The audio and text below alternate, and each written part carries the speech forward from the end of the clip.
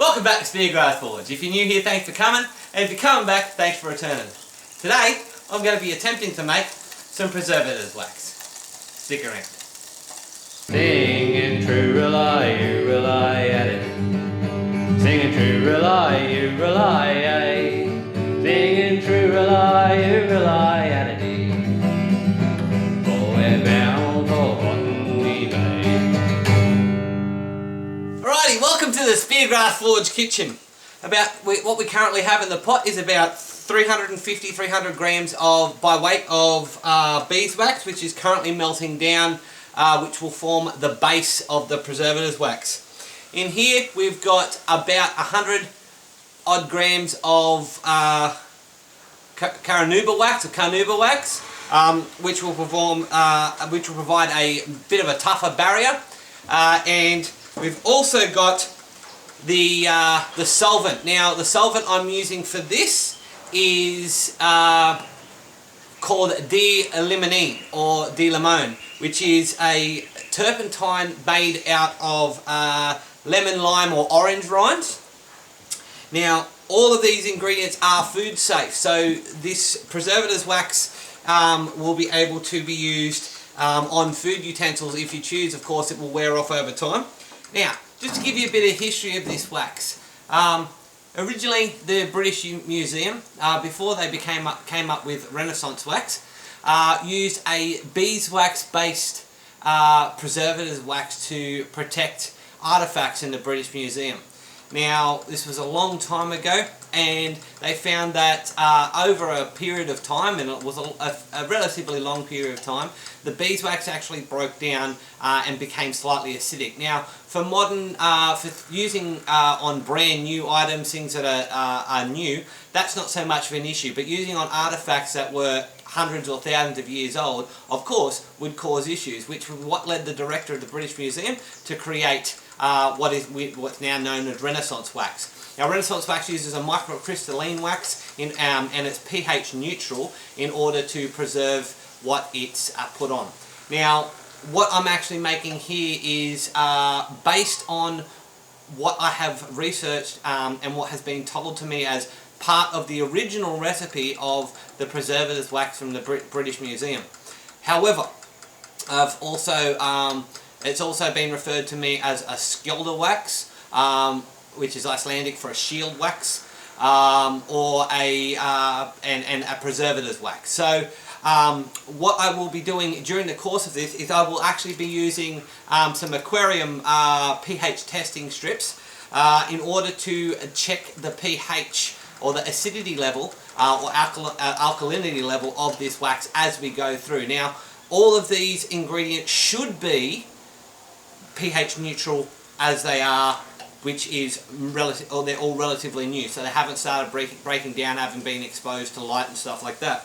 However, my aim is actually make this slightly alkaline, so that over time, as the beeswax does break down, or the Carnauba wax does break down, the alkalinity actually counteracts the acidity level and prevents any corrosion of whatever it's put on. Now, also as part of my research, I found that alkalinity does not affect corrosion in as much as acidity. However, that being said, normally salt water is slightly alkaline, but it's the presence of water and the oxidation of that water that generally causes rust or corrosion. Now, by making this wax and removing, of course, being wax and being water reduced, then of course that would reduce the amount of water in contact with whatever metals this is used on, or woods or whatever, and of course that should preserve the life of whatever it's put on. So that's the plan. Hopefully we can achieve something along that plan whilst we make this. So that gives you a little bit of a history and a little bit of the idea of what I'm working towards, and we can jump into making it. So the beeswax is still currently melting now. Beeswax has a melting point of about 60 odd degrees, but it was in a big lump. That's why I decided to melt it first. If I had access to a little bit, shredded beeswax and stuff like that, I probably would have melted the Carnauba wax first. It has a melting point of about 87 to 90 degrees Celsius. Beeswax has a melting point of 64 degrees Celsius or around 147 degrees Fahrenheit. Whereas Carnauba wax does have a melting point of around 87 degrees Celsius or 188 degrees Fahrenheit. So it would be better if I had chips of beeswax. It would have been better to melt the Carnauba wax first, but because it was in a solid block, I had to melt the beeswax down first. So that's the reason behind that. However, I've got plenty of time. Let these melt down. I'll be back to you in a moment when I add the Carnauba wax to the beeswax in order to let that melt. So I'll be back in just a moment.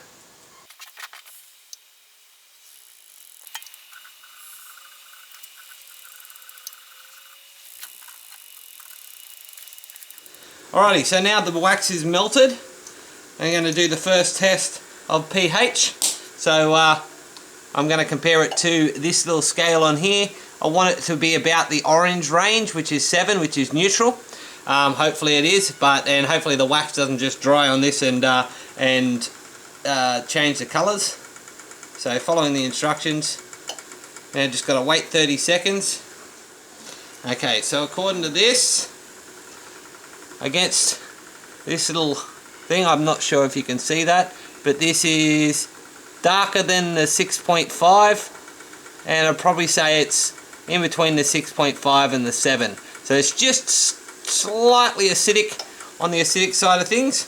So what we'll do, set that aside, and now we're going to add the Carnauba wax, and hopefully this melts nice and easily.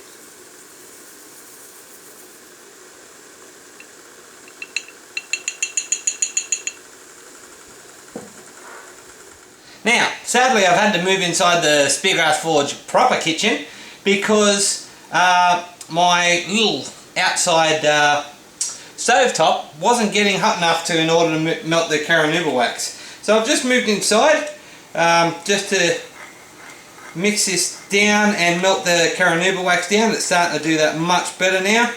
The water in this double boiler, the secondary pot, is starting to get up to towards a boiling temperature, which is helping to melt this Carnauba wax down much better. I've only been in here about 5 minutes and it's already started melting down really well. So I will get back to you as soon as this is melted, and we'll do a secondary litmus test, secondary pH test. See you shortly.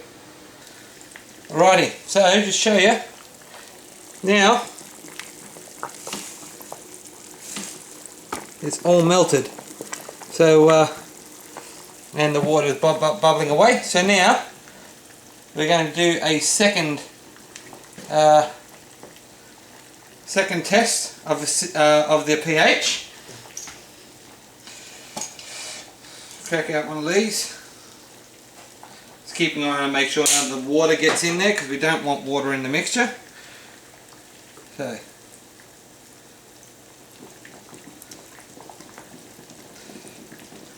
Alright, so we just got to wait 30 seconds for this. Alright, so let's compare this. So it's still about the 7 and 7.5 on this scale, which is roughly where we want it. It's on the freshwater scale, of course, and it's probably about the same on the about 6.5 to 7 on the salt water. So we know it's about 7, it's about neutral.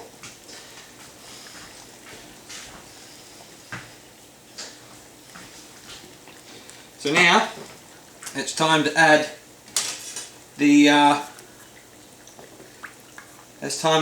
solvent. Now it's time to add the D-Limonene, or the orange oil turpentine.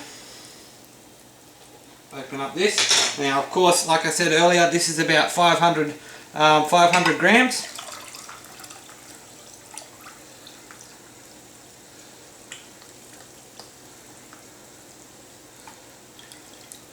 Might not have enough pot space. That's okay. Let's stir this up. Very orangey. Smells very citrusy in here at the moment. I kind of have to keep that suspended because I don't have enough hands. But time for one more test because it's still liquid, of course.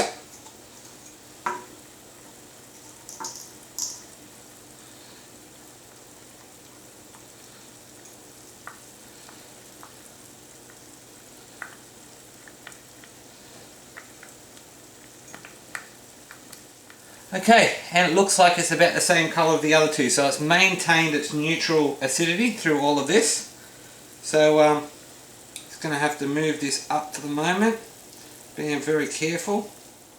Alrighty, so now that that's all done, now we've got to add our secret ingredient. Try and raise the pH a little bit.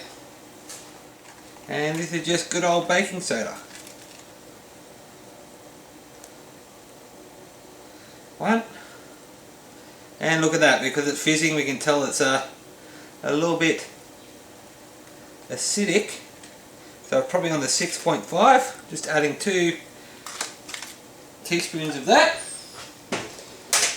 Mix this in order to get it to settle. Let that finish reacting, because it is reacting at the moment.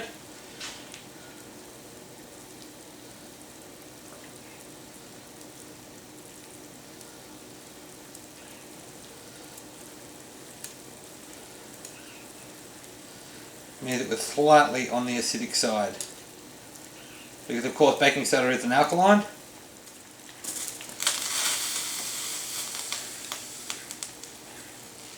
And I'll get back to you as soon as this finishes reacting, and we're back at we'll give it another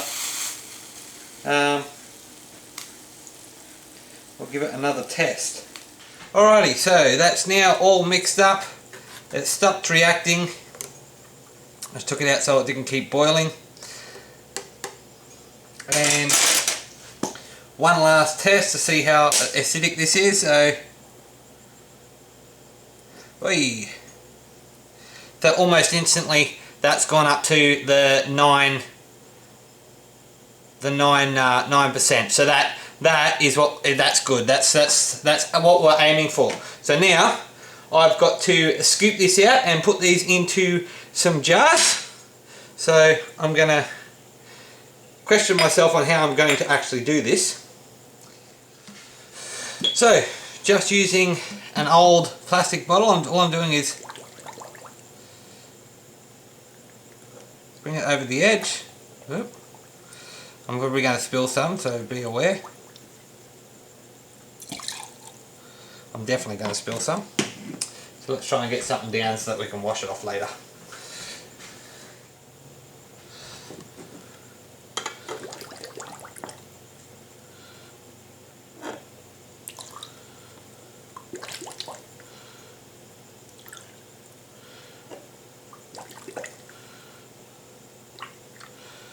Now this is a rather murky mix, but that's because of the Carnauba wax. So yeah, I mean, it's going to look a bit murky, but hey, even some of the commercial stuff isn't exactly clear. So now that is a little bit less full, what I can do now is cut the top off this bottle, stick it in, and we'll be able to do a little bit more with that.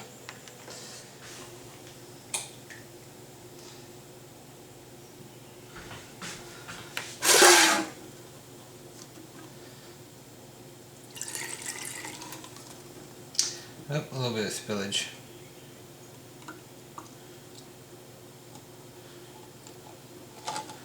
Alright, that's one.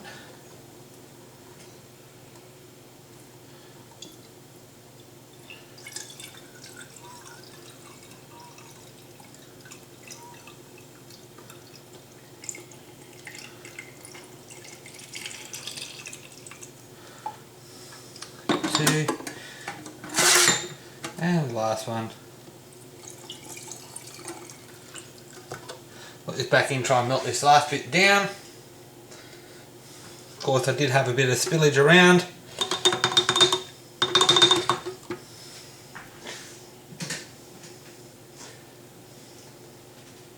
I have lost a little bit of spillage, but that's alright.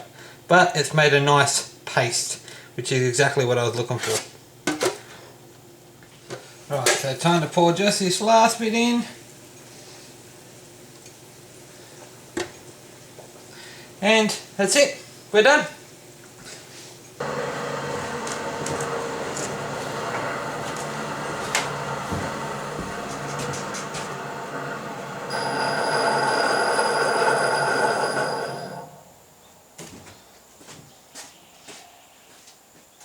Three, two, one.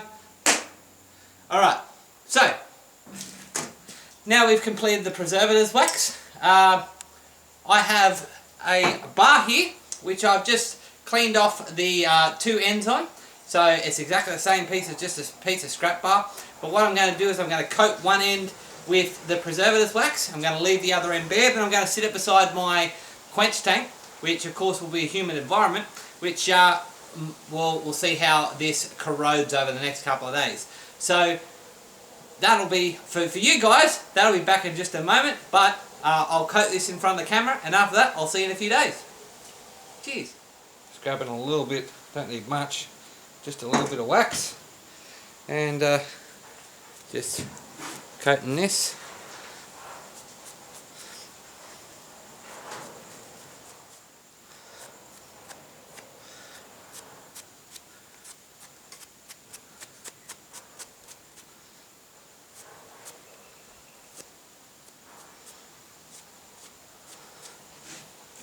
Alright, so I'm just going to grab a Sharpie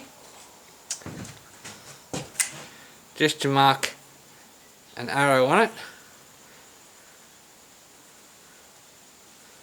on each of the sides to show the side that has been waxed.